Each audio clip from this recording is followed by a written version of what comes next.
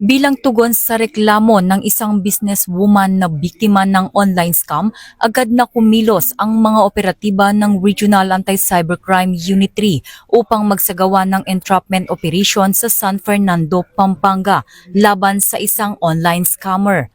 Batay sa investigasyon, umorder ang suspect ng general merchandise items sa Facebook account ng biktima at gumamit ng peking screenshots ng bank transfer bilang patunay ng bayad nito. Kalaunan, natuklasang walang anumang perang pumasok sa bank account ng biktima. Dahil dito agad siyang inaresto matapos tanggapin ang mga in-order na items. Nahaharap ngayon ang suspect sa paglabag sa Article 315, swindling o estafa ng Revised Penal Code.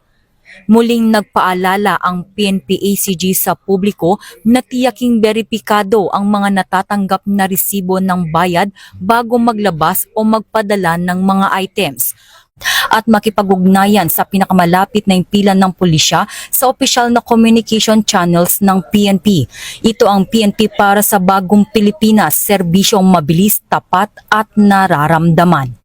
Mula dito sa Campo Crame, ako ang inyong PNN correspondent, Patrolwoman Mary Grace Artizuela, nagbabalita para sa Police News Network, alagad ng batas, tagataguyod ng Balitang Pulis.